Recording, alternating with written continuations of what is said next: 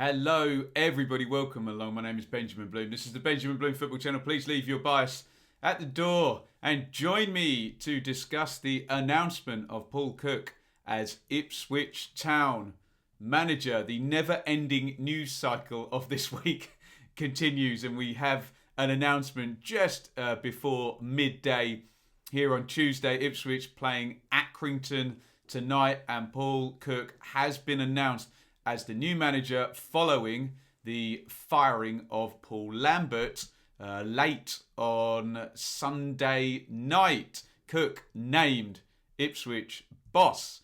Rumours, well, they've been going for a long, long time, haven't they? Really attached to the takeover rumours from, sort of a week, 10 days ago now. That's Andy Warren from the EADT last night. Town closing in on appointment. Nick Masheter this morning. Paul Cook will be appointed Ipswich boss today. We knew it was coming.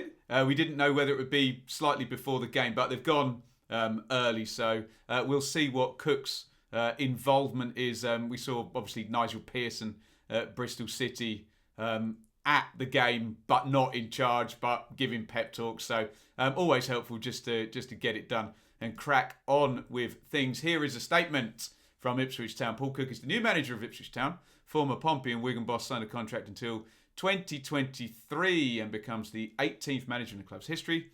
Paul had a long career as a player, experience in the Premier League with Coventry as well as Wolves, Burnley and Wigan amongst others. We know who one of the others is, don't we? He clocked up more than 700 first-team appearances. Managerial career has seen him win promotions at all three of his most recent clubs. Chesterfield, Pompey, we'll talk about all this in a minute, and Wigan. Quotes from Marcus Evans, always a rarity. I'm delighted to announce that Paul Cook is our new manager. Town owner Marcus Evans told the club website he has a proven track record in getting clubs promoted and, importantly, not only knows the challenges League One represents, but also has experiences of working in the Championship and getting back to that level remains our primary focus. He took Wigan up to the Championship in his first year, kept them up. They would have comfortably finished in mid-table if it wasn't for their points deduction. That is the official line from Ipswich Town.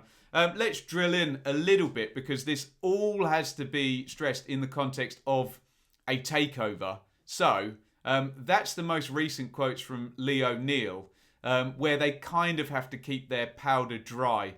There's been a lot of speculation. Marcus's stance hasn't changed. He's not actively looking to sell the football club, but he's always said if there was an offer on the table from anyone who was interested in taking the football club, they were going to provide significant investment going forward, then he would always look at that. So the talks were that Cook was the new guys, the new owners' man.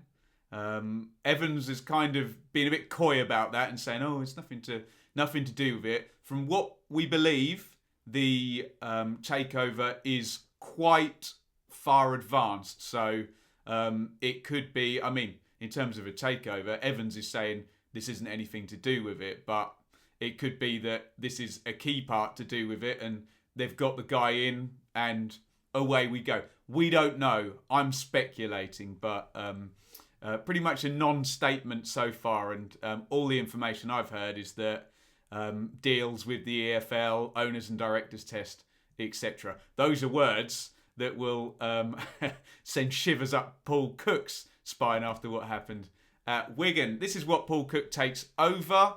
An Ipswich squad in 8th position, 2 points off the playoffs with 17 games to go. So a decent run.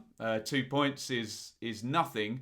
And the overarching narrative about Ipswich in League One is that they have underachieved in terms of the squad size compared to other League One clubs, the ability to pay salary in terms of other League One clubs. And even just to bang through, Troy Parrott, obviously on loan from Spurs, Alan Judge, formerly a top Championship player before an injury, Caden Jackson scored well, John Nolan's done well in League One for Shrewsbury before, Ollie Hawkins for Pompey. You can go on and on.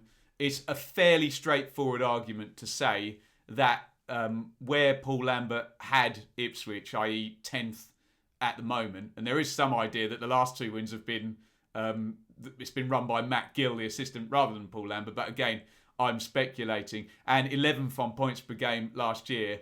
It's very reasonable without being snotty to say that was an underachievement, unless all of these players are not as good as everybody says and their previous career histories they were playing above themselves. Then it's not a big leap to make to say that it was an underachievement, and that, as I've said for a long time about Ipswich and League One, a competent managerial job would see them challenging, viably challenging, which they just haven't done under Paul Lambert. Here's the Paul Cook CV. Look at that, 671 games managed at Wikipedia. So I'm sure if anyone wants to pick up on a factual error, there may be one in there somewhere.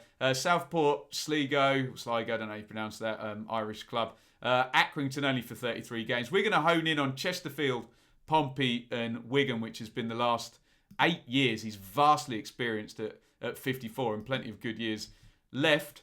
There we go. Chesterfield took over in October of 2012. They finish in 8th place in a 2/3 of a season he has there. And then they win the league in League 2 in 13-14. And then straight up to League 1 and a 6th place playoff finish before, and I remember this being controversial at the time, compensation paid. And he goes back down to League 2 to work with Pompey, 2 seasons there, playoffs, and wins the league again. So whatever your judgments about the level or the club sizes, Chesterfield obviously smaller than Pompey. I mean, Pompey at League 2 level you would feel is a very big club. But 2 championships and obviously knows his way around a promotion.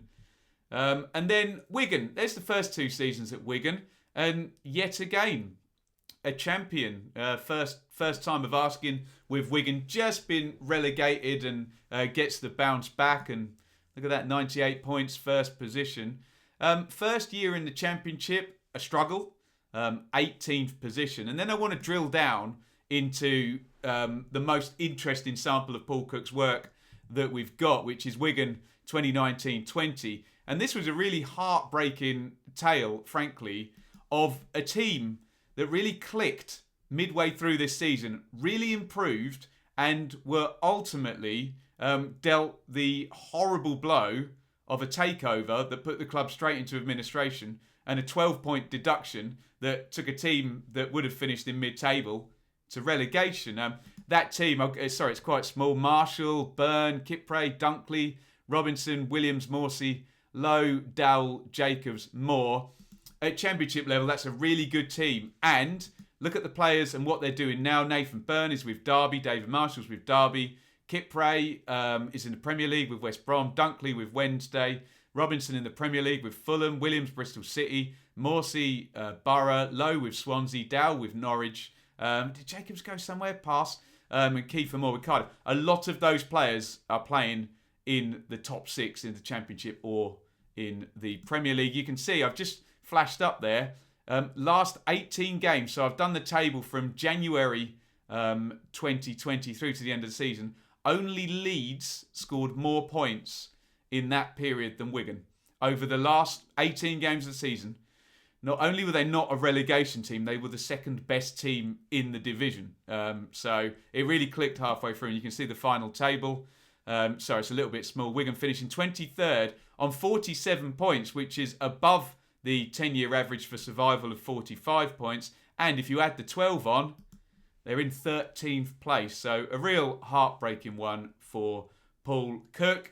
I'm excited as an Ipswich fan about the appointment. We've been crying out for competence. I think the appointment does need to be in conjunction with a takeover for me to be completely convinced, because we've seen managers with promotions, Roy Keane, Paul Jewell, Mick McCarthy, you can't say really failed on the level that all the rest, Paul Lambert, Paul Hurst did. Paul Hurst never had a promotion, but lots of managers with decent CVs have not succeeded under Marcus Evans. Only McCarthy with that 6th place finish in the Championship in 2014-15. And like the statement says, he knows League One. He knows the Championship. Fingers crossed, that'd be lovely. And what we saw from that Wigan team was a well-organised side that didn't miss about. Flair players were allowed to play. They did go direct when they needed to. They knew their ability, they played it, and they were a thoroughly disruptive influence in the Championship last season. So let me know your thoughts as Paul Cook is named Ipswich Town manager with a takeover possibly coming, and in my wildest dreams, a viable playoff challenge now. Get your views in the comments, and it's over and out from me. Thank you so much for watching. If you enjoyed this video, please hit the like button to see more videos from this channel. Hit the subscribe button and to be notified every time we upload. Ring the bell for those notifications to come through on your device. If you really want to support the channel and me as a content creator, I will be eternally grateful if you head over to the merch store and grab something, or support over on Patreon, patreon.com/Benjamin Bloom. Thank you for your time. Go and watch another video.